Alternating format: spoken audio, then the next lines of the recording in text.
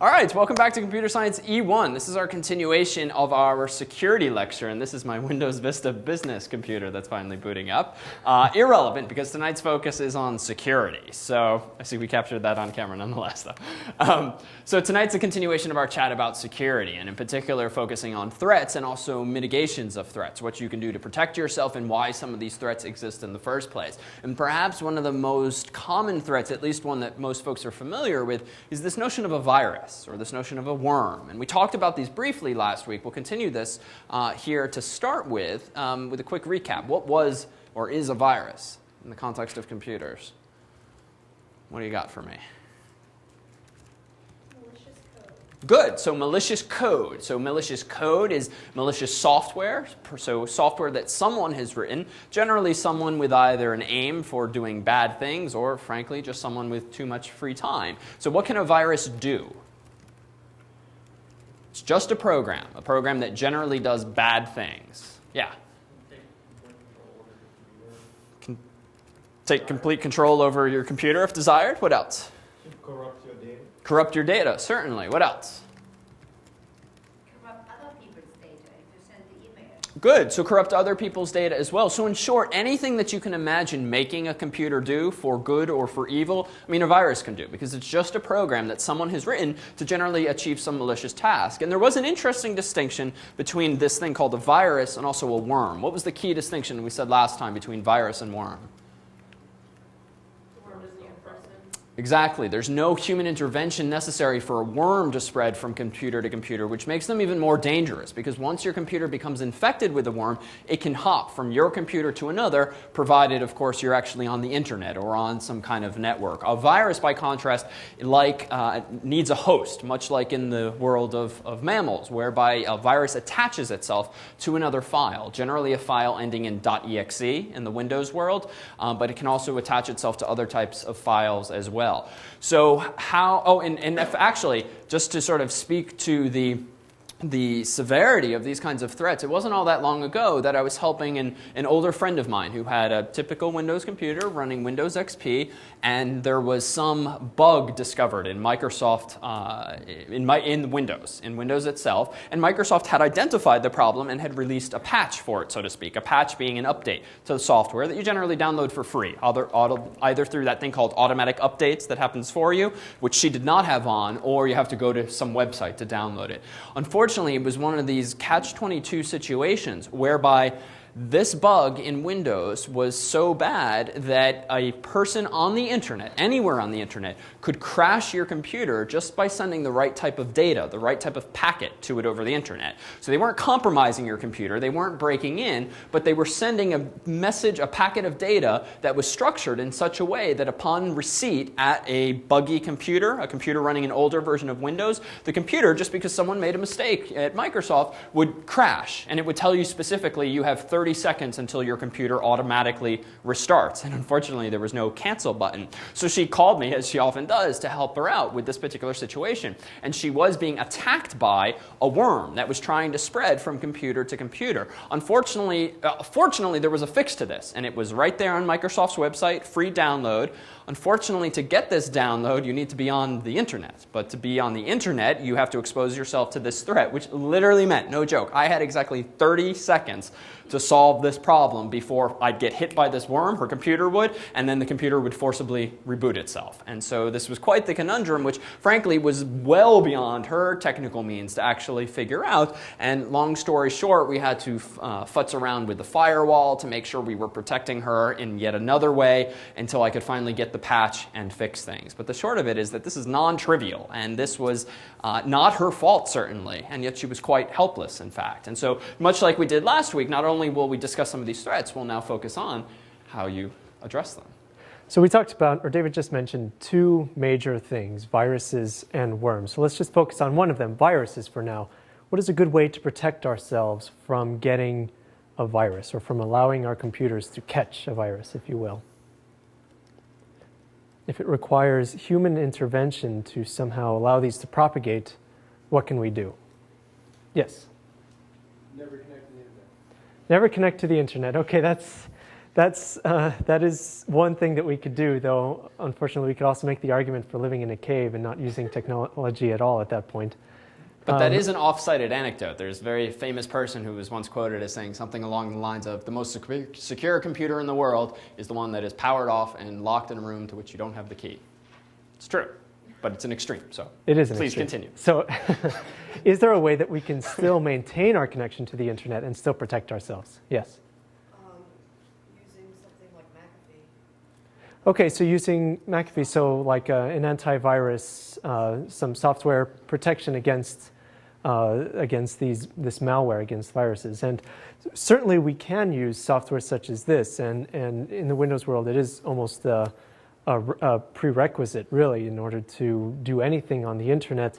But you can make an argument that these very large companies that create antivirus software, such as McAfee and Norton, they are targeted more frequently with viruses that they may not protect against. So in other words, people know that a lot of people have Norton or McAfee, and so they will write viruses specifically targeting systems that are carrying this software. Does that mean that they're ineffective? No, it doesn't. Of course, they still are effective against a lot of the known viruses, but it takes a little bit of time in order for these companies to catch up with the malware. Yes?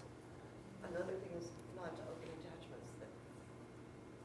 To be very careful about the attachments you open. Right, very good. So you, perhaps an even better way, so of course having some additional software such as McAfee or Norton, and David might recommend a few Windows free alternatives such as AVG, I think, and the other one is Avast. I believe both have free versions of antivirus software that you might take a look at instead of McAfee or Norton. But one of the best ways to protect yourself is just to be sure that you don't have the problem to begin with. So be absolutely sure of everything that you download from the internet, whether it's an actual program or whether you're downloading what you think are photos from a website on the internet. If it's an attachment that comes in an email, if you are plugging in a disk into your computer, it doesn't even have to be a diskette. It could be a CD or it could be a USB thumb drive. Be sure that you know where that is coming from, and if possible, be sure that it is cleaned before you actually start to use the contents of that data. Did you have something to add about the software? Nope, just that I pulled up both this and this one Dan alluded to called Avast, A-V-A-S-T. Okay, so yeah, so here David brought up the web pages of both Avast and AVG. I think I'm not sure we could recommend one over the other in any of these antiviruses. They'll have their positives, their minuses, their advantages, disadvantages. So you'll just have to find the one that works best for you. Yes. This I see is free of charge, isn't it? What you just Both of them. Both of them are free. I believe Avast has a non-free version, like some enterprise version or something like that. But I do believe that they have a free version that you can download. and Norton and McAfee, because I know I pay 57 per year. So Norton and McAfee are both commercial software. You can get, I believe, McAfee for free through FAS, that download page that John gave instructions to downloading Photoshop and a number of other things. But that's only useful while you are registered here at Harvard. And so while you certainly can use one of these commercial versions, such as McAfee or Norton, you are paying a subscription fee to use them, whereas these do not require subscription fees to use them. And I'll go so far as to say that this is not software that I think is worth paying for. I think McAfee and Norton, which is a popular competitor, are unnecessarily complicated. You're constantly getting pop-ups. They're too defensive. You often get messages that you have to approve or deny. I would say save your money and spend on something like Microsoft Office, or even Adobe Photoshop, which you really can't get decent free alternatives to, or at least familiar alternatives.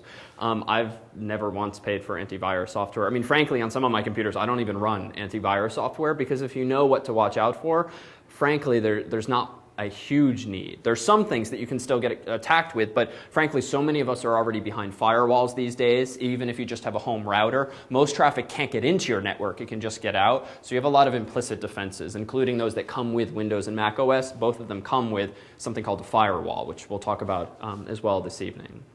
Yeah. Is it true that Macs are It's a good question. Do you want to field that? Sure. So it is true that it is not likely to get a virus on a Macintosh, and that's simply because there just are none. There are many attacks on Macintosh users that people like to call viruses, but they are not. They usually are some sort of social engineering type of attack where they say, okay, run this program, it will do something, and the program itself is just a program that's meant to delete everything in your home folder, for example. That's not strictly a virus because you are actually running the software that is doing what's intended to do. It's just disguised as something else. The argument as to why Macs have less software, I mean, it's an interesting argument in and of itself. Lots of people make the argument that Macs are more secure. Whether or not that's true is up to debate and probably not the case. And what I think David would most likely argue is that the target base is just not as great. If you can write a successful virus for a Windows machine, you will hit many, many more computers and affect many more people, which tends to be the intent of this malicious software. So just because you have a Mac, sure you are protected, but not because necessarily they are more secure, but because the attacks just are not there for them.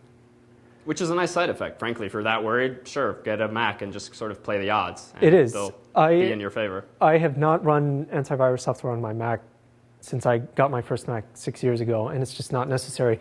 There are antivirus software available for Macintosh, but it's really to eliminate viruses that exist that you might send to Windows users. So let's say you download a Word document and it has or an Excel file that has an illegal macro or a malicious macro that will delete a lot of files on a Windows computer. This antivirus software will find that, but it will not affect your computer, so it doesn't really matter.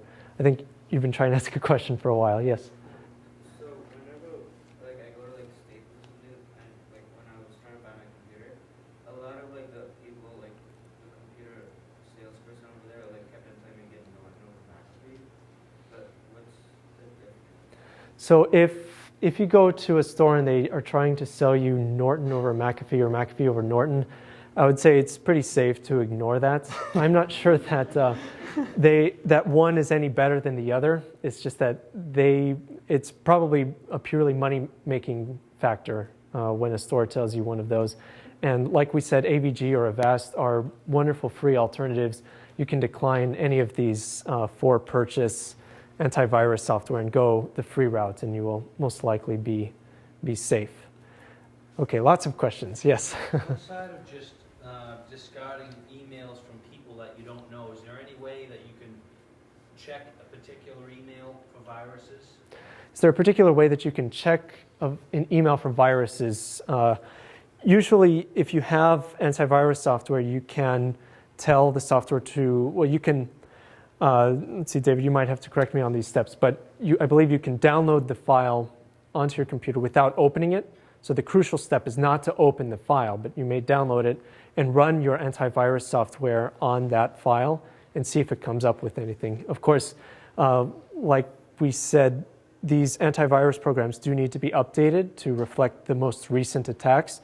So you may not be 100% safe and clear, but that is one way that you could protect yourself. And it's often simpler, frankly. Like most of these programs, if not all of them, if you're using a standard email client like Outlook, for instance, they hook into those programs. So my email, for instance, on the computers that do have this installed, it scans my incoming email and I get a little pop-up that says this is infected with the such and such virus before I even click on something. But I'll push back on one suggestion you made, which is don't open emails or attachments from people you don't know. Frankly, you have to be careful with people you do know for two reasons. One, I've had people I know send me things like, oh, click this file, it's these beautiful dancing horses, or something stupid like that, but amuse them. But it's in .exe, which is an executable file, or it's a .scr, which is a Windows screensaver, which is the same thing as an executable. And so these people might have been greatly amused by the little dancing horses or whatever they were, but meanwhile something bad is going on in the background. Because what better way to do malicious things on someone's computer than to sort of wrap it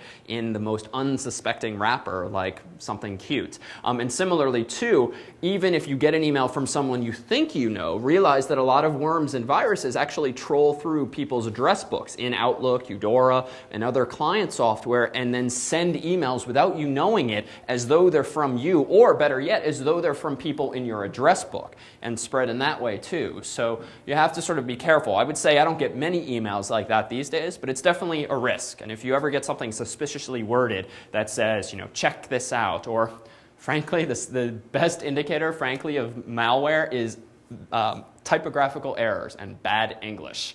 It's an amazing tell, but very often do these things come from abroad, and for some reason they don't take the time to go use Google Translate or some website and give you good deceiving English.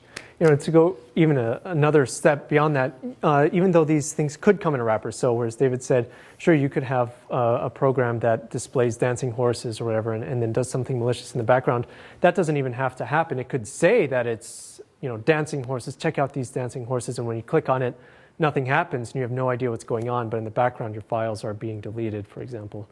So they're all very good points. You do have to be careful no matter where the file or files originated from. If you're not sure, best is to contact that person directly via phone maybe and just say, did you intend to send me this file? If they say yes, then you know. If they say no, then you can say, well, you might want to know, but there's some malware being run on your computer potentially as you sending out information. Quick question. Oh, yes. Am I better protected if I'm running 2 antivirus on my computer? Are you better protected if you are running 2 antivirus? Yeah, that's a big no-no. You don't get double the protection or anything like that. In fact, because of how many hooks that these antivirus software packages have into the system, you can often break more things than you're trying to fix. For a long time, Norton and McAfee, when you installed both at the same time, would actually attempt to disable each other, and you would actually get a non-working computer. Well, the computer would work, but you wouldn't be able to get online. So it's generally recommended that you only run one at a time, and if you want to switch, completely remove one before installing the other. But I would say, if this all sounds very complicated, honestly, pick one, install it, make sure it's automatically updating itself, and then just leave it alone, frankly. Mm-hmm. And I would frankly not even pay for it, as I said. Just download one of these free ones. So since I have now the Norton, and it is paid automatically every year, so what can I do to get rid of it? Well, so if you're asked to renew on a yearly basis, if you decide not to renew, just go to your Start menu, Control Panel, Add Remove Programs, and just remove it that way. You'll then reboot like any other program, and then you can go ahead and download and install some other alternative, just like any other program. Yep. That's actually not true. Norton will not uninstall completely if you just add remove it. You need to download the Norton removal tool from their website. And wow. You see this all the time. That's true with McAfee also. So It's very hard to get rid of it. So just to re-say that for the camera, you can't actually just strictly use the add remove feature. You actually have to download a antivirus removal tool from the respective websites, Norton or McAfee, in order to completely remove each software lame. package. That is pretty lame. It's very There's lame. another question. Yeah. I was just going to say that same thing because I was on the phone with HP for 2 hours trying to fix my computer because Really? I installed Norton and then I deleted it and then all that stuff happened. Wow.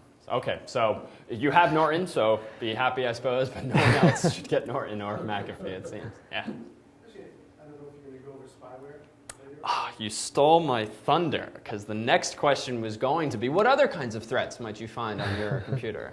And I was going to use that same in quizzical face. So. Well, the reason I mentioned spyware is that when I had a regular desktop PC, it felt like it was my hobby to get rid of spyware. I was doing the Spybot search and destroy every week, and there's all new stuff, and update software, this, that, and the other thing. Now I have a Mac, and I haven't done anything like that. I've only had the Mac for like a year. I'm like, there's got to be stuff in there, because, I mean, you would see on the Spybot, it would pop up, we're getting rid of this, we're getting rid of this, getting rid of this every single week. Yeah, yes, so. There's got to be something on the Mac. So you can speak to this better. Spyware on the Mac. Spyware on the Mac. So Here, we should take a step back. So what is spyware? well, spyware can be very loosely defined. It's any bit of software that tries to record any piece of information on you and send it back to some centralized place. And so this can have malicious intent, obviously, where they're trying to capture maybe passwords or a variety of other personal information from you and send it back to the mothership. Or it could be something relatively innocuous, such as what Google or what Microsoft does, is where they're just phoning home whenever there's an error in their program, for example, and they just want to know what had happened to cause the error so that they can better their software. And so I think that there are a number of spyware removal tools, such as Spybot, that are a little aggressive in removing spyware because they take the more general form of this definition and just go after anything that might potentially be sending information back. Maybe not necessarily large software packages such as Microsoft Office or Firefox, because they know that if a person has that installed, most likely they intend to have that installed. But just something along those lines, maybe packages that are not as well known that may still be phoning home for relatively legitimate purposes. So certainly, these spyware removal tools are very good, but they are intentionally aggressive just to try to get rid of everything all at once, rather than being too loose with the definition, or too strict with the definition rather, and not removing enough. And to give an example of the symptoms of a spyware infection, or AKA adware, there was a time a couple of years ago where I was puzzled because I had gotten something on my computer, on this particular computer, and every time I visited www.extension.harvard.edu, I would get an ad popping up for the University of Phoenix. And anytime I visited then another .edu site, there seemed to be this pattern where all of a sudden it was though the extension school, or wherever I was advertising the University of Phoenix. And what had happened was I'd gotten some piece of malware, malicious software, of which spyware is just a specific instance, and it was just watching all of my web traffic. And anytime it saw a URL being pulled up ending in .edu, it decided, let's try to steal this user's eyes by presenting this ad. So somehow or other, the University of Phoenix was clearly paying for this service, although it probably wasn't they who put the software on my computer. But there's certainly lots of campaigns that go on behind the scenes with these kinds of things. And there's many different names that we've been slapping on all of these things, but at the end of the day, they're all pieces of software that shouldn't be there. And fortunately, there do exist tools to get rid of them, but it is a vicious cycle. Like if you sort of don't run certain protections, spyware is one where I would say far more so than viruses and worms is useful to protect yourself against with whatever programs. In the world of Windows, really the solution, which better yet is free, is indeed called Spybot. Unfortunately, the program's a little cryptic, or at least navigating their website is, but if you go Google Spybot and go to the download page and then install this thing, you can essentially accept a lot of the defaults while just installing the software, let it run automatically, and it will immunize, so to speak, at least Internet Explorer, if you're currently using Internet Explorer. And there are dozens of little ways in which Internet Explorer, for instance, has been buggy over the years. So this, too, is just one of these things that if you're going to install it, go ahead and slap it on there and then let it sort of do its thing. And I preach this more so on a PC than something like a virus or worms, because spyware often infects your computer by visiting a website, and your browser happens to have some kind of bug in it. So whereas with a browser, you're sort of by nature sort of going out on the internet and exposing yourself to all of these just different sites, some of which might themselves be infected, even unbeknownst to the website's owners, viruses and worms kind of have to come in to get you. So there's a slight distinction there. And I, for instance, do run this, but I don't really bother with antivirus anymore. But I would not do as I say, not as I do. Probably a bad idea. Yeah. I was going to say, too, that would be another way to protect yourself. I don't know how to say it, but like if you go to shadier websites, tend to be Always a lot of confessions in this corner of the room. But, if you go to sites that are, if you go to CNN all the time, you're probably not going to It's true. get anything bad. But if you're going to, you're surfing and whatever you might be going to, so it tends to be on those shadier sites you get more, I have found. Yeah, no, I mean, it's honestly quite true, as much as we might smile here. Like, the sort of sketchier the website or sort of the more free the website. And one of the things that my older friend is constantly being infected by is spyware, because her grandchildren are coming over and they're going to these wonderfully cute sites, which ironically might have dancing horses on them. But one of the ways in which these game sites sort of make money is by trying to get junk on your computer. Not necessarily viruses and worms or spyware proper, but they try to trick the kid into saying yes to installing some piece of software that somehow benefits them. And so I'm constantly, frankly, cleaning up things like that. So absolutely, the more reputable the websites you're visiting, if you're not following random links and clicking on pop-ups, this too is sort of an implicit defense mechanism by just practicing safe computing. And again, I think the amount of attacks that we get are really focused on the web browsers that are more popular than others.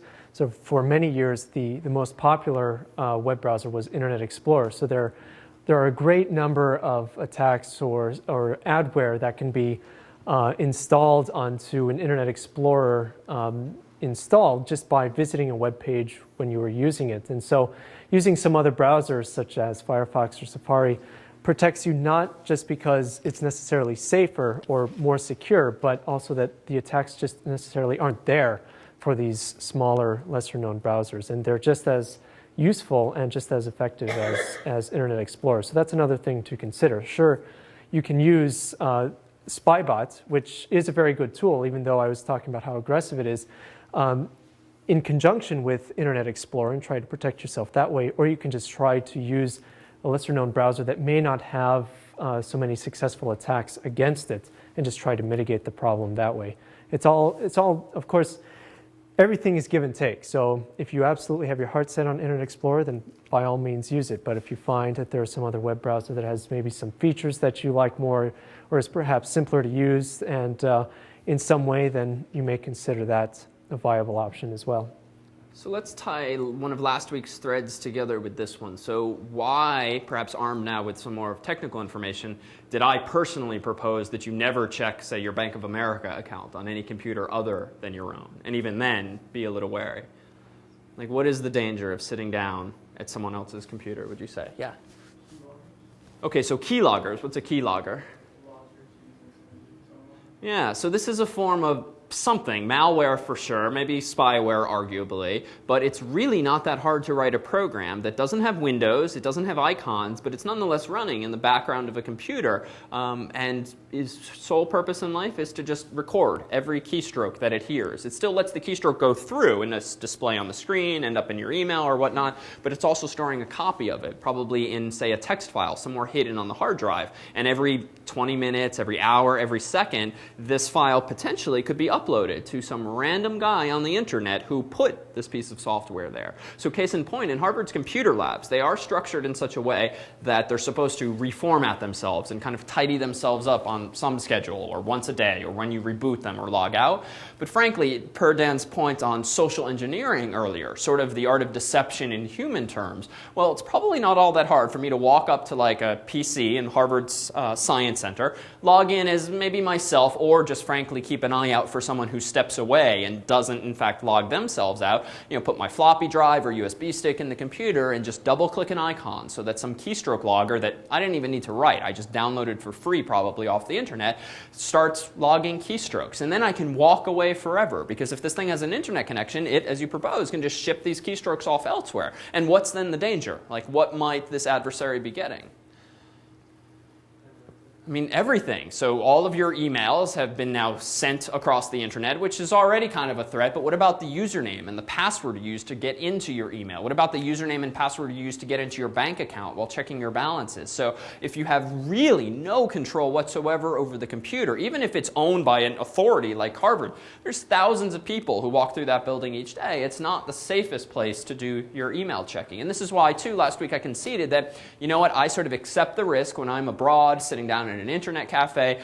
Yes, someone could be stealing my email password, but there's really not all that much that they can gain from reading my personal emails. Might be embarrassing, but they're not going to steal my cash via that mechanism. So trade-offs, because again, you have very little control over what's out there today. This is a fundamental problem. Like computers these days, Macs, PCs, Linux boxes alike, were not well designed with security in mind. They've sort of grown more organically over the years, and only in recent years are people finally putting the manpower and the money behind addressing these same concerns. Yeah? I just want to be really clear. Mm-hmm. If I look at my bank account on my computer at work, there's no problem, right? Because I'm the only person who has access to that computer. So I can look at it at home on that computer and work on that computer. It's not going to be sent off into So it's a good question. And the internet without somebody actually accessing my computer, right? so it's a good question, and I hate to be the bearer of bad news, but the question is, are you safe just using your own work computer and your own home computer? Well, frankly, no, because if you're using that computer to go out on the internet, to receive emails that might have attachments, I mean, you are exposing yourself to these threats because you're not in that locked room with the power off. So in theory, yes, your computer could absolutely be infected with the same stuff. And so this is why, I mean, to be extreme, various Department of Defense groups or CIA type folks, I mean, they don't put their computers on the internet because you just open yourself up to these threats. So short answer is, I mean, there's probably a healthy line between paranoia and sort of careful computing, but the only way to be perfectly safe, is beyond the convenience and means of most people, because it's just,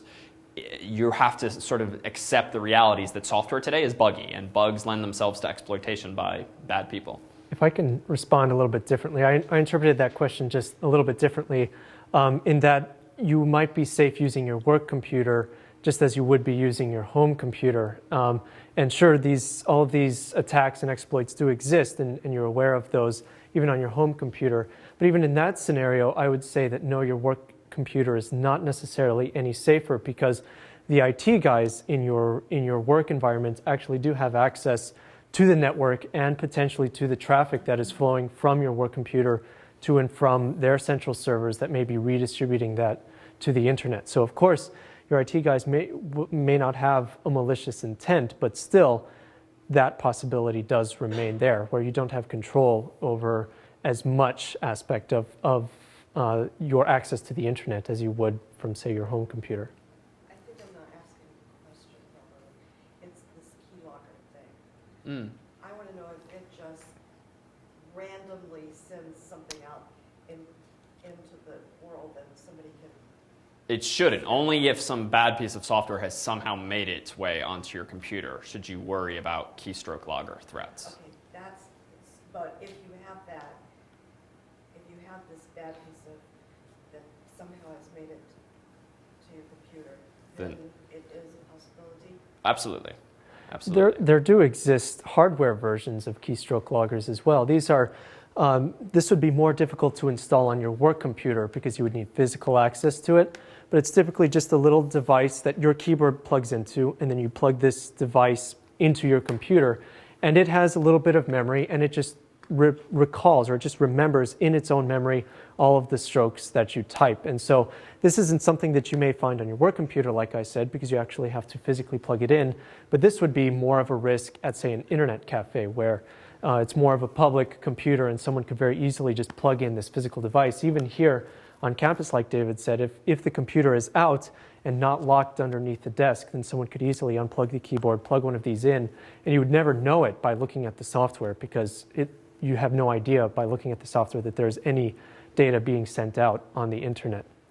And I'll take the fear factor one step further, if I may, if only because maybe the knowledge at least makes you, if more fearful, maybe more careful. So even if your machine is 100% safe, not infected with anything, and you sit down and pull up bankofamerica.com, and even if that URL begins with https:// which indicates SSL, the encryption mechanism that we talked briefly about, even then, in theory, someone who's determined to sit between you and Bank of America, say some malicious IT guy in that company, could absolutely intercept all of the traffic, because what can happen then is what's generally called a man-in-the-middle attack, whereby even though your browser thinks it's establishing an encrypted connection to some endpoint, like bankofamerica.com, if there's some bad guy sitting in between you two, maybe right in your own office building, down the hall, and has sort of the savvy with which to do this, they can trick your computer into, yes, establishing a secure connection, not to here,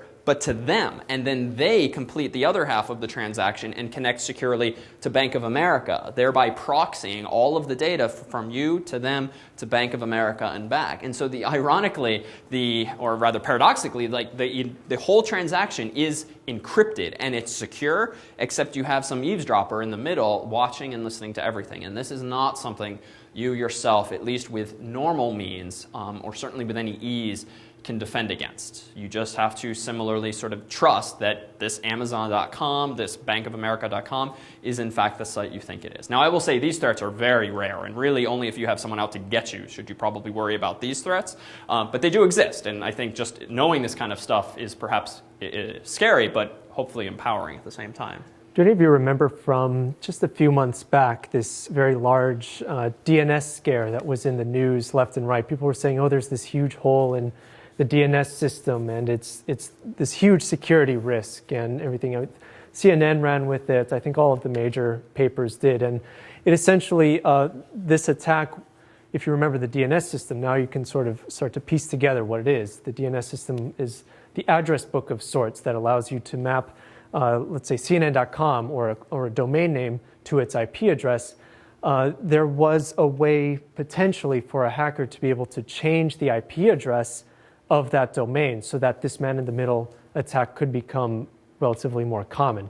Luckily now this attack has been patched, this hole has been patched, and we are now relatively safe again on the intertubes. But for now, or at least at that point, this sort of attack did become a very real possibility. Yes? I'm just going to mention too, just on, at least on Harvard's computers, I took over for somebody else at my job, and I got her computer. I went to Bank of America, and she had saved her login there. I didn't have her password, but I mean, so if you have that on there, if you do that, and I know most of the Harvard departments swap out their computers every 2 years. So they literally take your computer out, swap hard drives, bring you back a new box, and the other ones get returned back to a company. I assume they wipe them, but your information sort of sits on there, so unless they do, they do a great job. No, I mean, I'll leave the department nameless, but for years this course used to collect hardware from various departments on campus, because then we would dissect them in sections and let students gut them because they were sort of beyond their life. And perhaps a little too trustingly or unknowingly, we had at least one department just hand over the computers to us. Now, they did have the savvy to know that they should format the drives, but they ran it through the Windows or DOS format utility, which, as I think we mentioned last week, doesn't really do anything. Even though programs like this often say, often in big bold letters, this will erase all data on the disk, it really doesn't. It just gets rid of a few important bits that creates the illusion to the computer that it's good to go for sort of another run. But all of the data was still there, and frankly, they were turning over. This was, shall we say, a department that really shouldn't have been turning over hard drives on the honor system for legal reasons and also just good practices. But I mean, we ourselves, I don't think we even wiped them. We just gutted them, which sort of achieved the same effect. But I mean, it was sort of telling. I mean, these were technical, experts in their department, and here they were handing over their clients, personal information. So, I mean, here too, so if you ever leave a job and you sort of have the time and the ability to sort of cover your tracks, even if it's completely innocuous, you've just been using it maybe for personal email and, financial stuff, if you have the ability to wipe your own hard drive, you can download something like Derek's Boot and Nuke, which we mentioned last week. And it's, unfortunately not as easy as you would like it to be, but at least you can pop that CD in the drive before your last day, let it boot up, follow the prompts, say wipe this computer. And the IT guys shouldn't really flip out because they have a working computer, they just need to put software back on it. But certainly, if you get rid of a machine, or if you want to be paranoid, send it in for service, and you don't really trust the anonymous person fixing your computer, wipe it before you go send it away to be repaired, if at least you have ways of recovering the data from backups or such. Yeah? I just got an email here.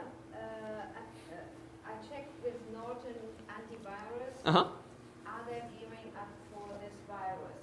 Please forward this warning among friends, family, and Wow, this is timely. That's always a good one. Email called postcard from Hallmark. You have to be careful. Postcard from Hallmark, regardless of who sent it.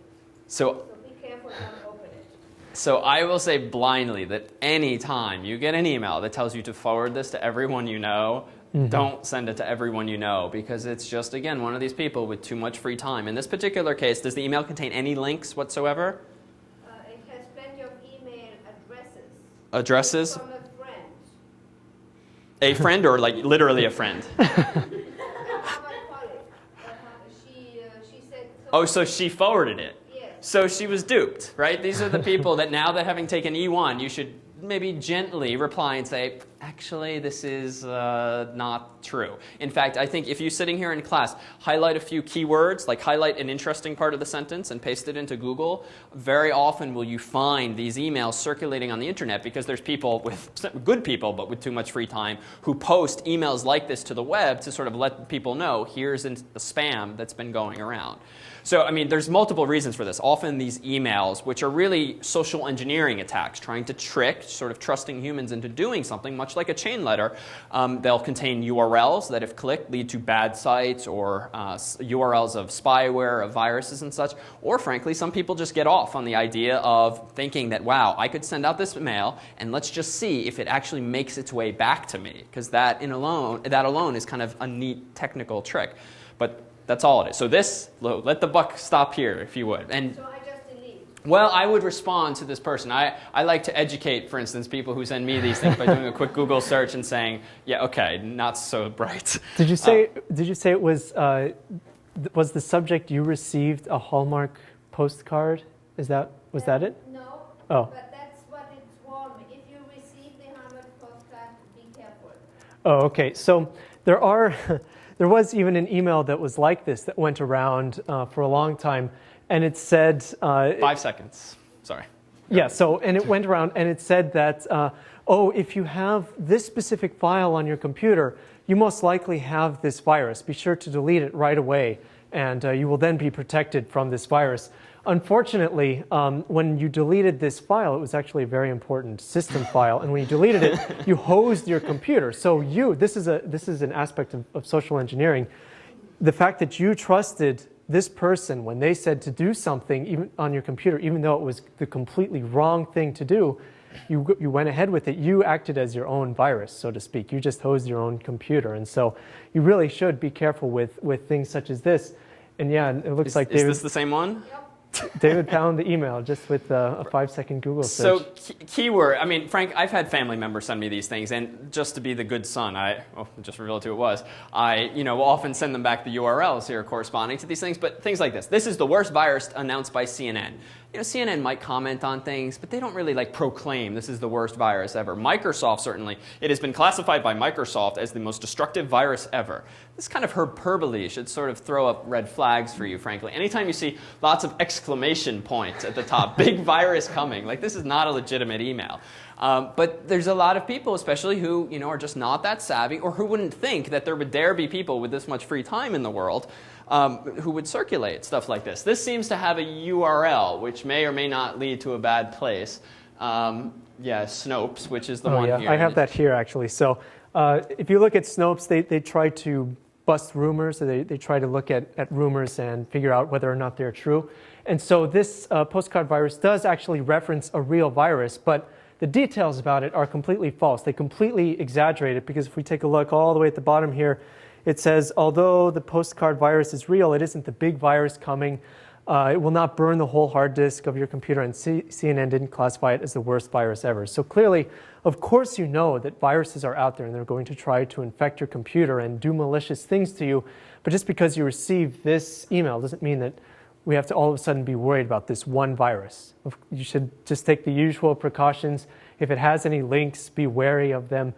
Because if you look up here, I believe the actual Hallmark virus, this one here, you've received a postcard from a family member. And I think I've seen these a number of times. This seems to be one of the latest fads in internet spam. It has a link to something really strange, and they tell you to open it. And as soon as you open it, what do you think happens? yeah, something bad.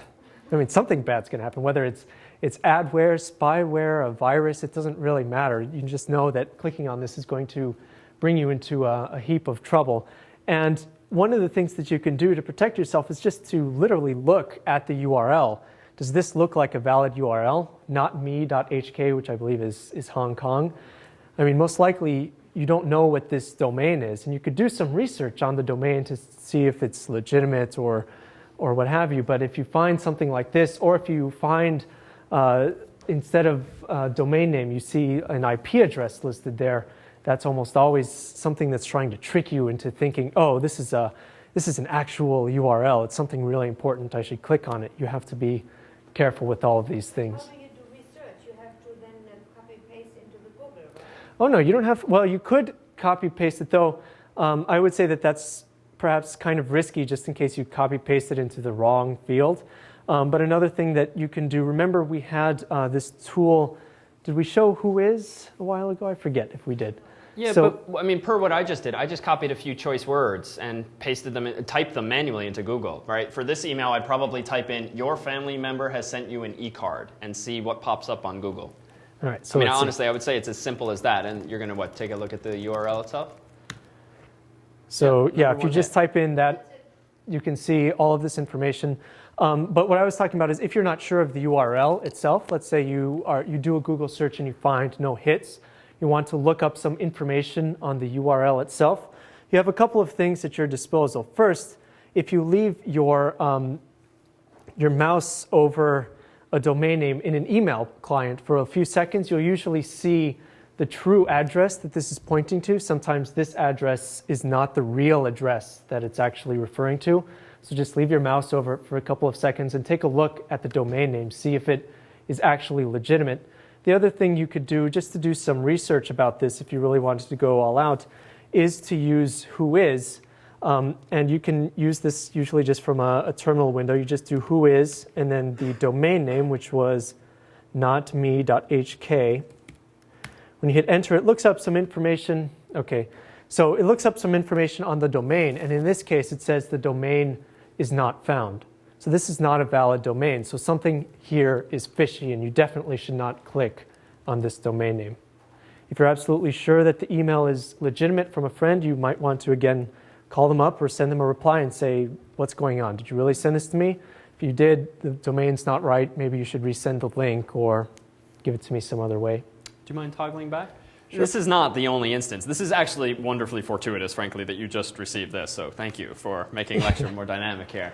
I found this via Google search. I searched for virus hoaxes, and this, I'm sure, is just a partial list of things that the company called McAfee has discovered over the years. And these links bring up things just like we saw, fake emails that are what are generally known as phishing attacks, Phishing, which are, again, social engineering attacks. You're trying to dupe a human into doing something based really on no technical grounds, but just on the idea that you're receiving an email from someone who's a friend, quote unquote. Damn, I just lost my train. You want me to take over for a second? Save me. Okay, so I actually have an example of a phishing email that was sent to us a while ago, and I thought it was pretty cool because I actually do have a Capital One card, so it took my attention for just a second. And if you read it, it's actually pretty surprising because unfortunately there's none of the telltale signs. It looks like a legitimate URL. It looks like a legitimate email because there's no common misspellings. There's nothing really strange about this. But there are a few red flags. And first of all, you'll notice that look who it's sent to. It was sent to an email list rather than to me directly. That's always a big one. But the other thing is if we try that trick of mine where I just leave my mouse over the URL for a second, you'll notice that the URL changes slightly, and it says now towernet2.capital1.com.view. Oh crap! Looks fine to me. capital1.com.view62.com. So you'll notice that here it's trying to trick you because it says capital1.com.view62.com. But what is this portion right here? That towernet.capital1.com. What was that called? Remember from our internet lecture? Yes, a subdomain. That's right. So it's actually a subdomain, and the domain is actually view capital62.com. So here, if you didn't know that, you might see this .com and say, okay, it's from capital1.com, but clearly, knowing a little bit more, you know that this is a subdomain and you are not actually, this is not actually a valid URL. Of course, if you ever get something like this from a bank or from a credit card company or something and you're not sure, just give them a call. They will be happy to tell you whether or not that promotion is real.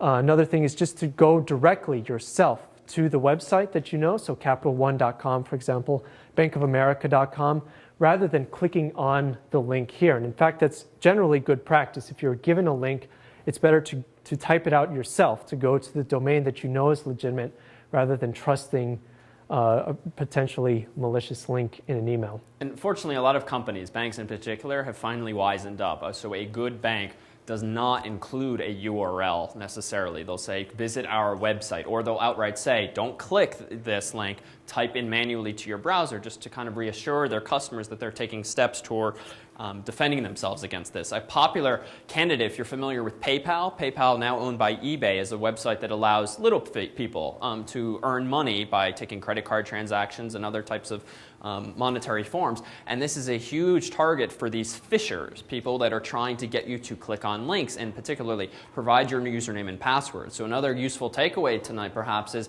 if you ever receive any kind of email, and maybe this is stating the obvious for some folks, that asks you for your username, for your password, or just to verify, please, your address for us so that we can update our records, I mean, don't do it. Like, reputable companies, if they're smart, don't ask for information in this form. And frankly, if they've reached you via this mechanism and you do have, say, a PayPal account, as Dan says, go to their website directly and then figure out if something is in fact legit. So it's very, very cheap to send emails, right? It doesn't take that much effort or money these days to send out 1 million emails, especially if they're very small. And you might think, well, gee, how could this actually be profitable? But if you imagine sending out 1 million emails, even if only 1% of the people out there are naive or doofuses or just accidentally click on these things, that's 10,000 possible, victims you might have. And if any of them have just a few dollars in their account, I mean, this might actually pay for itself, these kinds of attacks, right? It's a numbers game. You send this kind of stuff to enough people, you're going to get some percentage of people who don't know or don't realize,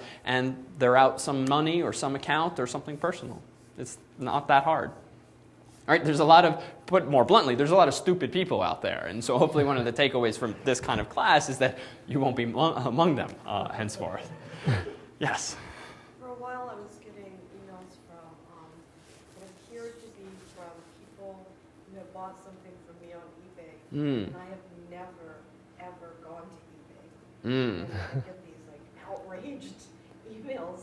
And so that's a good one. So you've been receiving, per the camera, emails from people claiming that they've bought things from you via eBay. So and I've never, ever had an eBay account. I've never even gone to the website. So why did you get these, do you think? What's going on? I don't know.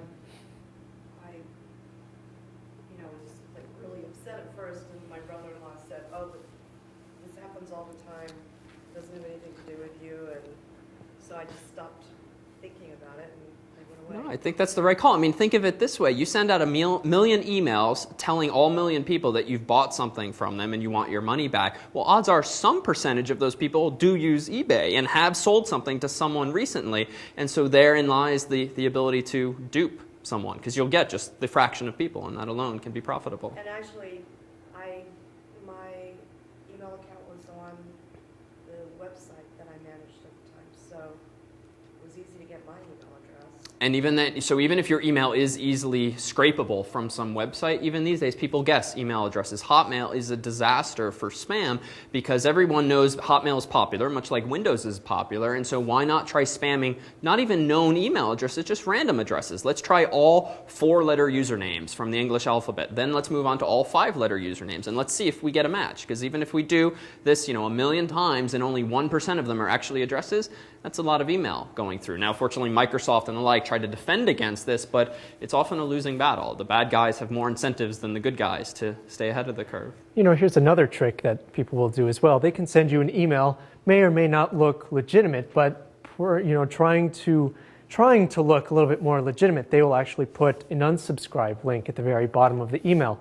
And usually that unsubscribe link will have in it some sort of unique identifier so that when you click on that link, the server knows that it is you. But how could this be used against you? What happens if you click on this link all of a sudden?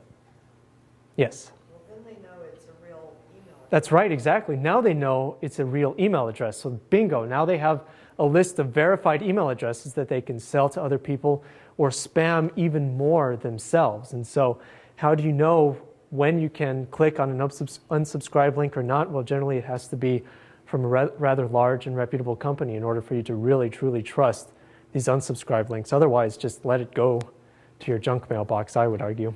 So if you're feeling tonight that you're kind of screwed no matter what you do with your computer, like it's kind of true. Best to just put it out of your mind and continue sending instant messages. But I think we'll take a quick 5-minute break, and when we come back, maybe we'll try to talk a little bit more about some of the ways you can protect yourself from a lot of these things. Okay, so during the break, David actually found some juicy stuff that we want to show you. So over the course of the 9 months leading up to E1 every year, I have a folder called Show These, and I drop various spams that I've received over the course of the year. And this is one. This is pretty in vogue lately. It's something of this form where there's some blanks that you apparently need to fill in, namely for your username here and your password here. Notice that it began with Dear FAS.harvard.edu subscriber. We're currently carrying out a maintenance process to your FAS account. To complete this process, you must reply to this email immediately and enter your username here and password here if you are the rightful owner. This process will help us to fight against spam mail. So if the red flags have not started going up, you need to sort of attenuate better. Note, you will be sent a password reset message in the next 7 working days after undergoing this process for security reasons. Thank you for using fastharvard.edu. So a couple of comments. So one, it still never ceases to amaze me that if you're going to send out 1 million emails, like check your grammar before you do it. There are online tools that even someone with English as a second language, I'm sure, could figure out. How do you think I ended up getting this? Just hypothesize. I don't even know because we can only guess, but how might I have gotten this? Well, it looks like they just take the domain of any email address and just copy and paste anyone's email domain. Yeah. Like not necessarily fast or Harvard, but they could put Gmail or Anything. That's actually true. We got the same exact email to the Word at MIT. It says the MIT.edu team or something like that, which is completely Very ridiculous. coincidental. Everyone's updating their records at the same time. So another popular one is the Nigerian scam type ones where you are asked, you're informed that someone's got like a whole boatload of money that they want to share a percentage with you for help getting it out of the country. And the sad thing here, frankly, is that you hear those news stories, once a year about some poor folks who actually bought into this or something like it. So even these kinds of things work too. These are often a little more thoughtful, often sent by someone, Esquire, but they too are examples of phishing attacks that have been around for many years. This one is fun. The subject line was, oddly enough, out of office reply, you are not Brad Pitt, but you have Viagra? It's better. This was an auto reply from a legitimate email address. So a very popular spam technique these days is to not use a fake email address in the from field, but to use a legitimate user's email address in the from field. So rather than, bad person gets a whole bunch of legitimate emails by scraping the internet or doing something like that, stealing a database of email addresses. But rather than send emails to those addresses, they also use those same addresses in the return field so that these emails appear to be coming from legitimate users, because what then happens if the emails bounce for a variety of reasons. Some of you have probably received some kind of automated responses before where email bounces. Well, you sort of get a 2-for-1, whereby not only is the recipient getting the email, but the bounce back is also going to go to a legitimate user as well. So you get, again, sort of twice the emails for the price of one. So this actually was a legitimate auto reply from some unsuspecting guy who was out of the office, because this probably is dpriest at whatever this is, retirementservices.com, but it's because he received the spam as though it were coming from me.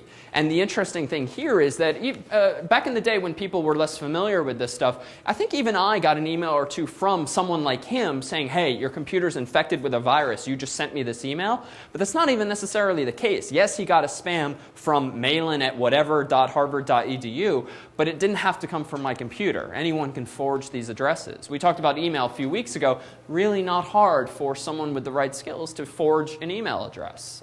IP addresses is tougher to forge, but if you're sitting in an internet cafe, who really cares what your origin IP address is? Certainly not the recipient. Yeah?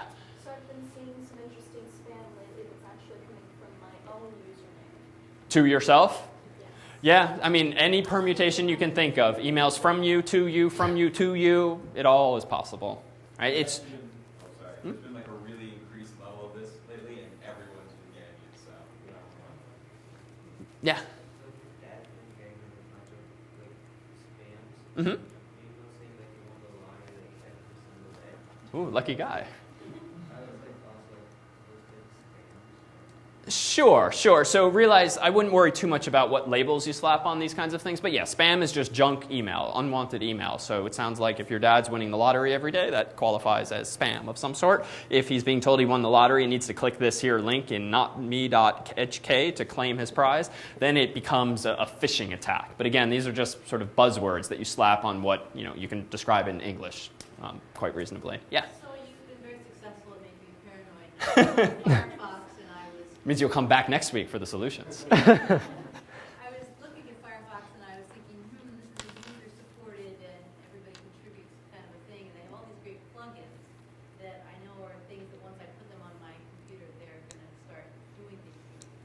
So what's the risk there? It's a good question. So to summarize, Firefox is a popular browser, an alternative to IE and others. It has the additional support for plugins and a nice, vibrant community of people with lots of free time that they're using for good to make plugins that enhance your browser. What are the risks there?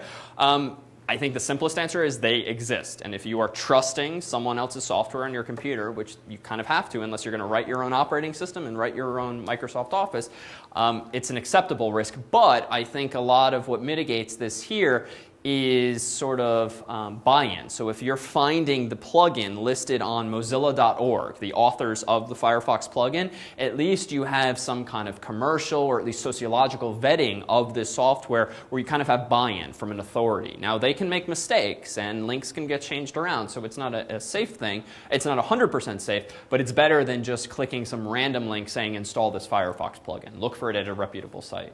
But then is there any way, like, you could run a scan of an attachment? Is there some way to scan that? Can you scan this for protections? So yes and no, it depends. I don't know if McAfee, Norton scan things like Firefox plugins. In theory, they're supposed to scan all types of file types, and a Firefox plugin is just a WPI file, so it's just a file type that is supported by Firefox. So in that sense, sure, it could get scanned like any other. But Dan alluded to this idea a little bit ago. There are the scariest types of attacks are what are called zero-day attacks, whereby almost always do people take advantage of your computer by exploiting bugs, by exploiting mistakes in computer programs. And we'll talk in a couple of weeks about what it means to write a program and what a bug really is, but it's just a mistake made by some human. And when programs like Windows and Office are literally millions of lines of programming code long, you're just bound to make mistakes. It will happen, certainly in this day and age.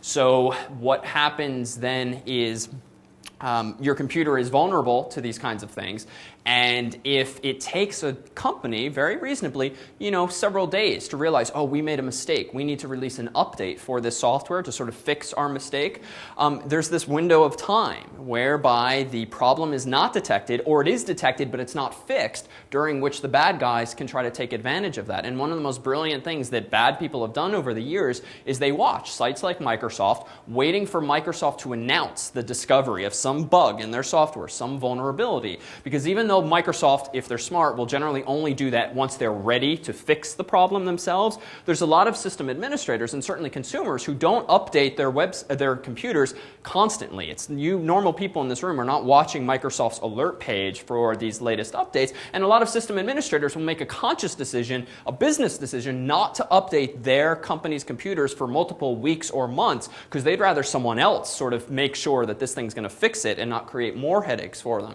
So you have this window of opportunity. 0-day attacks are ones in which this happens the same day that the vulnerability is found, but you're sort of vulnerable, even if you have things like Norton and McAfee installed on your computer, because those things have to be updated for the latest threats. And if it takes Norton a few hours, a few days to update them, you are vulnerable, even if you've got that software installed.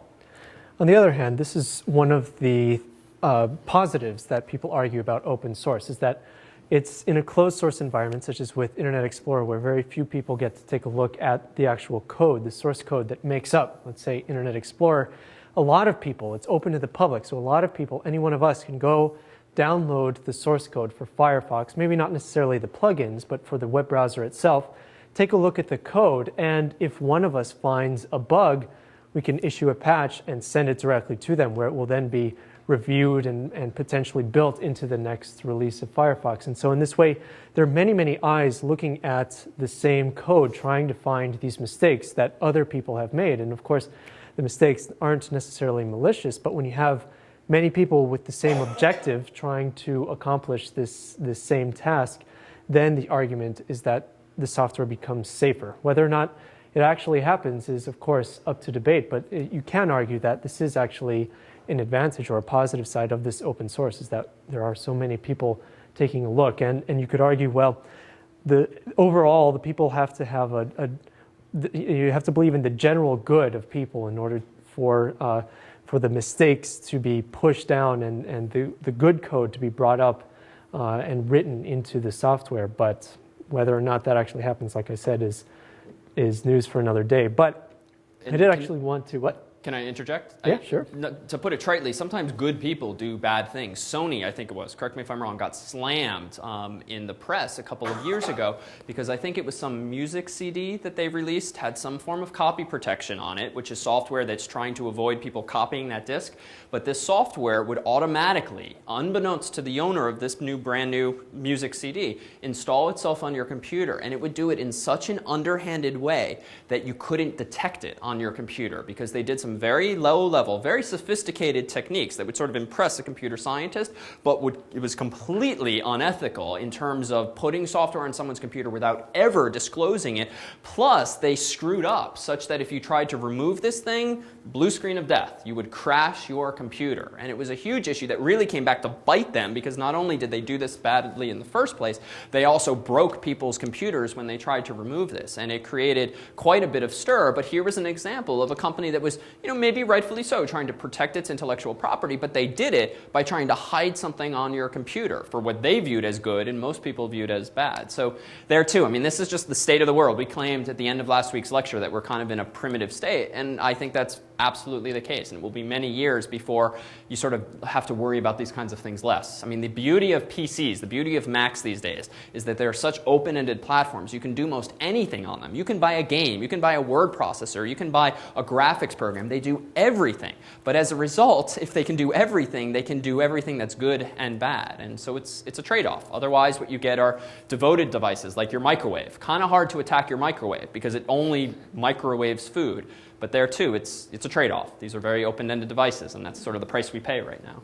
So I just wanted to go a few steps back. David mentioned earlier that it seems like every few weeks or every few months we see something in the news about somebody getting scammed. And in fact, this is very recent. This is from today.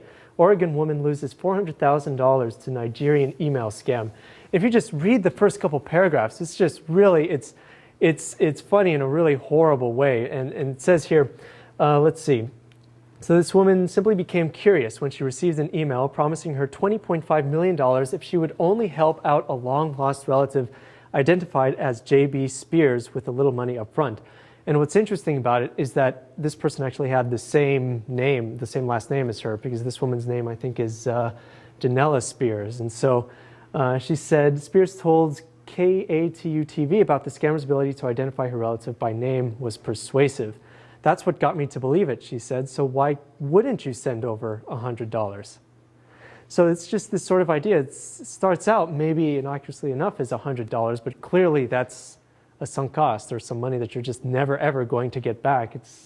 And it can grow to be some really extreme amounts of money. And if you read even further, it said that she went so far as to let's see, she mortgaged the house and took a lien out on the family car and ran through her husband's retirement account in order to accomplish this scam. So you could argue that she literally destroyed her life over someone that was clever enough to just use her last name in an email.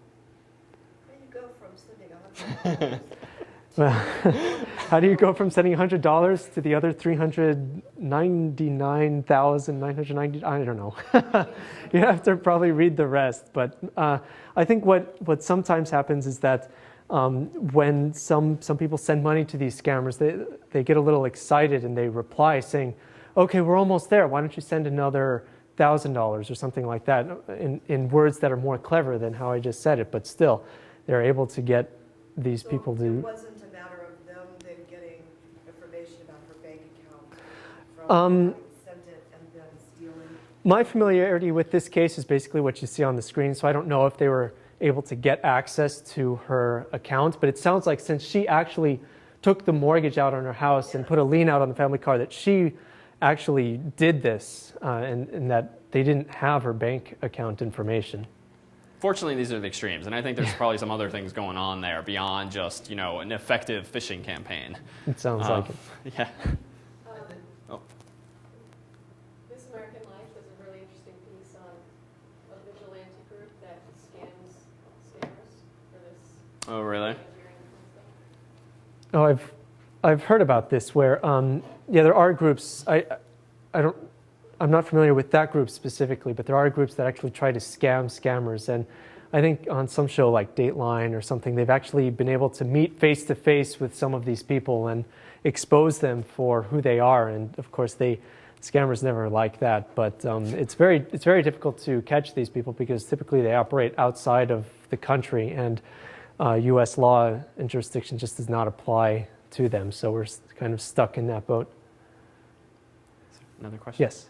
One of the most important elements to this kind of scam is they're always going to have something in there that says God bless or whatever, and they'll prey on people's, naivete when they just kind of see that God bless, oh, this is a religious Must be a guy good just person. like me, write the check. Yeah, Well, absolutely. all of these attacks are really based on trust. Whether it's trusting another person or whether it's trusting your computer to do the right thing or trusting a program to do the right thing. And however they can get, and they being the attackers, can get you to trust in them or to trust in their program, that is how they will generally get an effective attack on you. And this really can vary everything from phishing emails to scamming to spyware, to software that you even install on your computer. It really just depends on you trusting this person to do it. I'll even admit to this. I don't know if Dan will remember, but it was just a year or so ago. He was looking for apartments, and I figured I'd try to help him out one night, and I was poking around on Craigslist, and I actually found a listing that was kind of too good to be true, sounded really nice, and it was definitely a good price, but I figured, there's really not much harm in my replying to the guy, because it was one of those anonymized Craigslist emails, and in terms of spam, my email address is on every damn list. I didn't really care about putting it on one more, so I replied, and then it got a little fishier, because then this guy replied explaining, he's really busy with work and business, and he's happy to let me see the apartment, but he'd like to do the first month's rent via some kind of proxy service, just to keep things safe, right? So he too sort of played on my need, presumably for some comfort with this transaction. So he assured me this was for safety's sake, and I'm sure it was just his buddy or some unreputable company that would have been the proxy. But I felt like an idiot, because I sent this, I CC'd Dan on this email to this guy, and completely fessed up to being a complete doofus. And I'll say at least there was some pedagogical value because it was intriguing. I wasn't actually going to go send anyone money, so I at least do have a line that some other people perhaps don't have. But even it sounded too good to be true, but I was willing because I was in need, because Dan was in need of finding a place, so that was kind of enough. I needed something, and I was willing to sort of put my toe in the water. And to save you from some embarrassment, he did reply all, so I got the reply, and I actually made the mistake of following up. Just because what he said, he just didn't say much at all in his email. So I asked for more information, like, what do you mean by this? And clearly, I think Two idiots. Yeah, I was equally as Quite the embarrassed. I was really hoping that he wouldn't bring it up, and he wouldn't, but here we are. Together we make one full good instructor. So questions. These have been wonderful thus far. What's been scaring you? So I think we should talk a little bit in more detail about some of these firewalls. We've been talking a lot about how firewalls can protect you, but what do they actually do? So remember that when we talked in our networking lecture, we were talking about how when you connect to another computer, you send information to and from that computer via usually some port. And that port is associated with the protocol through which you are sending data. So HTTP, for example, what port does that operate from or through? Yes? 80. Yeah, 80 is the most common HTTP port. And remember, we talked about how this could be true, where if you take a URL, you can do a colon and then the port number and actually contact that same service on that same port. And so I typed :80 and it actually forwarded over to the regular domain, but the point stands. And so what firewalls attempt to do is to filter traffic on each port. So let's say that I have a computer that is, or a server that is a web server. Specifically, I am hosting unencrypted HTTP requests. So this sort of server where I'm just giving out web pages. And I'm not talking about HTTPS here because that's a different protocol, that's a different port. So a firewall, I would tell my firewall that I want to open port 80 on my server. And what this means is that the firewall then allows all traffic coming into my computer via port 80 to be allowed in to my computer, and my computer can then respond to it. If I only open up port 80, then everything else is dropped. So let's say I get some incoming request for something on port 25 or something on port 22, which are mail and FTP respectively. Well, it will actually drop those, or SCP, I'm sorry, respectively. It will actually drop that data and the computer will not respond to it. Just nothing will happen at all. And so you can protect yourself in this way, especially if you're not actually running any services, by enabling a firewall so that only requests that you send out and are then responded to will your computer get as incoming requests. In this way, you minimize your exposure to bugs in your system, because let's say that you have some service running, or maybe even if you don't have some service running, and an attacker knows of some exploit that they can make on your computer on a specific port using some specific code.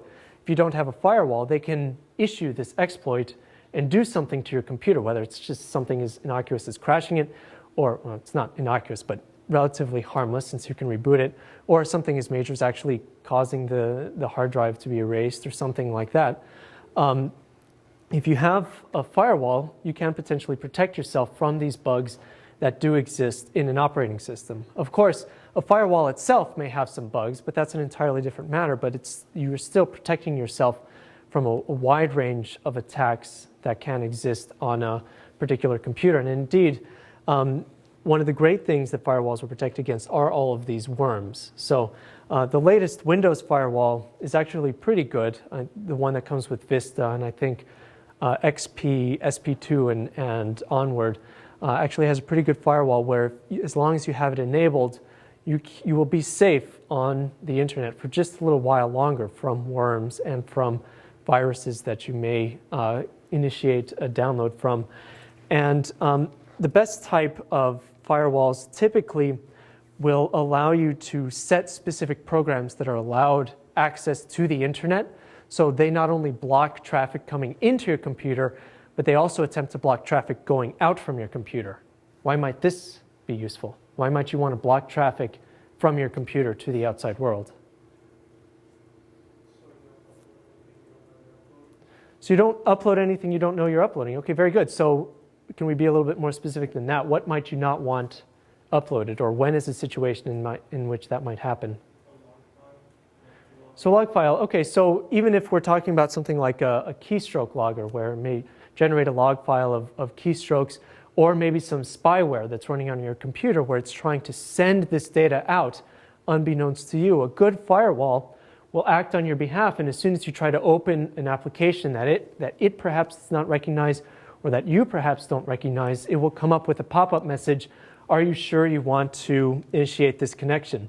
I think I have some software that's pretty innocuous that almost always causes this pop-up. Let's see if it works. Oh, it works this time.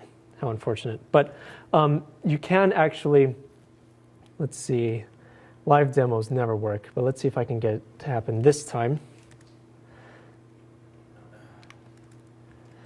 So as soon as it tries to log in, okay, no, that's not working. So what would happen is when I open a program that's not recognized by the firewall, oh, there it is, perfect. So it says, do you want the application Simplify Media to accept incoming network connections? I can either allow or deny this. And so this way I can literally, if I don't recognize this program, I can tell it, no, I don't know this program. I want to deny it access to the internet. But if I did open this program, then I can allow it access to the internet. In this way, you can protect your computer and yourself from data flowing in and out. And sometimes it can get a little annoying, especially if it doesn't remember the programs that you are opening. But generally, that's a very good thing to have enabled. I'll deny for now. Okay. Generally, what you want to do, let's see, do you happen to have the Windows firewall up on Windows so that we can show that as well? Generally, you can, so there are various features that a number of firewalls will have. And one of them is something that the Apple firewall calls stealth mode.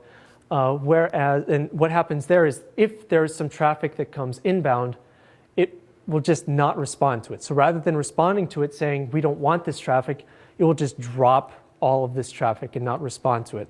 This way, a person that's trying to contact your computer doesn't get a response from it, even saying that it's invalid, and therefore doesn't know necessarily that your computer exists on the network at that time.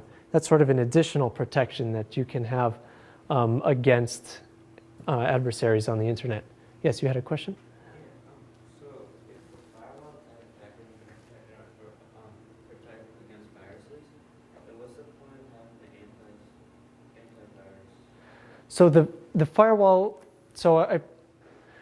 it was perhaps, so when I said that a firewall can protect against viruses, that's perhaps not completely true, only in that it can really only protect against worms, the self-propagating malware that exists on the internet. Viruses, since they are caused by you actually downloading something, most likely you have initiated that download and you have given the firewall permission to allow that download to occur. So viruses still could get through a firewall. So you still would want antivirus in a case such as that. However, many worms you are protected from in the case of a firewall. And also a lot of spyware as well, because just as I showed before, it actually prompts you if you want to allow or deny that software the ability to access the internet. Yep, all right. So this is from the Start menu, from Settings, from Control Panel, and it's called Windows Firewall. The XP version looks a little different. This is Vista, but I'm just going to click on Change Settings. This now looks just like XP. If I click Exceptions, you'll see what my computer, or what I, the human, have over time actually approved. So it's a little small here, but you can notice a couple familiar things. Out of the box, my computer wouldn't work with iTunes, because iTunes is a network program, because it downloads music and songs and album art and stuff like that. It needs to talk to the internet. So at some point, probably when I installed iTunes, Windows prompted me, do you want to let iTunes connect to the internet? And I went ahead and said yes, and this checkbox got checked. Apparently, there's a whole bunch of stuff that I could allow through my connection, but I'm not. But I think it's important to note that these are only partial protections, right? What the means by which firewalls tend to work is they filter out based on IP address, so you can blacklist bad guys' IP addresses if you happen to know them, but more often port numbers. Remember when we talked in our internet lectures about, say, HTTP? What port number did we say it uses?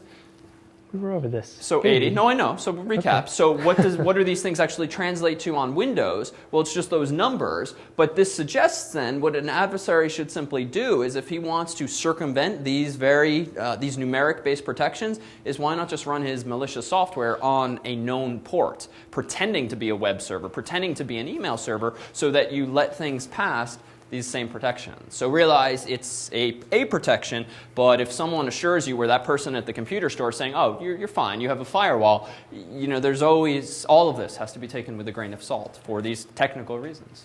You do have to be careful, though. I would push back and say that good firewalls will actually be able to make a determination between programs even on the same port. So for example, remember on the Mac, when I opened up a specific program, it did say that I wanted to allow or deny that specific program. Whether or not, I suppose I don't know whether or not the Windows firewall operates in that way or if it's port specific, but that is something that you would have to do research on your specific firewall, whether or not you're relying on the built-in Windows firewall or whether you are using some third-party firewall to just try to figure out what they're actually doing to protect you. Yeah, I kind of spoiled the teaser, so I'll just Alt-Tab back to it. How many of you have ever been to this URL? How many of you have a Bank of the West account? West Coast Bank, so probably not any of you. Oh, just our videographer if you need access to someone's account. So this was one of the most brilliant phishing attacks that I've heard of. It was a few years ago now, but people who suffered this attack received an email in what's called HTML format, something we'll talk about in a couple of weeks. And this just means it wasn't pure text. It had graphics, it had colors. It was very nice. And the colors and graphics it had were the logos, a big bear from the Bank of the West's website. Not all that hard with Photoshop or something to just go borrow someone's logo and incorporate it into your old email. So that at least should be fairly intuitive these days. But they told people in this email to go ahead and visit this URL. Click this link and go here. And sharp eyes might notice what the gotcha is here. It's 2 V's. So someone, rather cleverly, frankly, registered the domain name for probably $9.95, bankofthevest.com, because in a small font, I've magnified it here, but if this is in like a 10-point font in an email, or maybe a little hover thing when you're just hovering over the link, a lot of people, probably myself included, would assume that this is in fact legitimate just because it happens to look so darn close to the actual thing. But unfortunately, it was a bad guy who'd bought this domain name. I think he probably had gone through the trouble of copying what's called the HTML source code of the real Bank of the West site. That too, you'll see in a couple of weeks, is very easy to do. So he made it look like a genuine site. And then if he was smart, or what I would do if I were doing this, is you also implement on the web page a login form asking people for their username and password. So you have this double assurance in a social engineering sense. 1, the URL looks legit. 2, once you get there, the site looks legit. 3, it's asking you for your username and password as usual. You provide it, but where does that username and password get sent to? Right, the bad guy's site. And even if he gets shut down by the authorities in our or his country eventually, it's probably going to take multiple hours, if not multiple days, for this to get detected. And voila, now that guy can very quickly log into the real Bank of the West site, do a little bill pay, and send money who knows where. So it was a brilliant phishing attack, if only because it was so sort of non-obvious. And it's a very clever typo. Back to you. Oh, okay. Any questions about anything security related? Yes? What is, you mentioned a couple times that there's a firewall on the routers. What would a firewall on one of those? A firewall on the routers. So many times the home routers do include, they may include a firewall of their own, or they may rely on the network address translation, the NAT aspect of the device, to actually protect you in certain respects.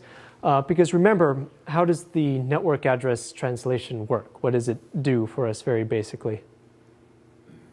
NAT, network address translation. Anybody recall? It assigns names, numeric names to each computer on a local network and distributes messages to the appropriate ones. Okay, very good. Yeah, so the router itself may have several IP addresses associated with it, a public IP address through which it communicates with the internet, and an internal IP address, which is different from the external one, and it, through its DHCP server, will also give out to the computers attached to it variety of these internal IP addresses. And so in this way, you can have multiple computers connected through one device to the outside world. And so it will look like to the outside world, your home has one IP address or one computer, even though the router is distributing all of these packets to the appropriate computer. So in this way, what happens when you're sending a message from your computer, let's say you have a computer, several computers in your home connected to a home router, which itself is running this network address translation, this NAT. And so let's say you're trying to visit a web page, CNN.com or the like. Your computer sends the request to the router, which then translates or it changes the packet so that it looks like it's coming from its external IP address. then sends that back out. And so it remembers all of the packets that it's sent out in these, all of the packets that are requested packets from your computers. And as soon as it gets the actual response back from the server, it then redistributes as necessary. And so since there's this table that exists of IP addresses and requests that you have initiated, it knows what is legitimate and what may not be legitimate, and it could therefore drop the illegitimate packet. So in this way, it's sort of a faux firewall, because if it's not a packet that it's expecting, then it most likely will just drop it rather than try to send it out to all of the servers or all of the computers on your home network. So in this way, you are protected just a little bit from the outside world, in that you have to initiate a connection generally with the outside world in order for the router to allow packets to come back in. But it's not necessarily, it's not foolproof. It can allow malicious packets to come through. Let's say you contact a server and a man-in-the-middle attack is happening. That malicious person can actually send bad packets back through the channel, so to speak, or through that chain in order to send you bad packets or bad information. Other questions? Well, why don't we do this? We have perhaps scared the hell out of some of you, so as to allow you an opportunity to run home and unplug your computers. Why don't we call it a night early, but Dan and I will stick around if you have more personal one-on-one questions. Do things that way. We'll see you in 1 week. Yep. Visit our website, please.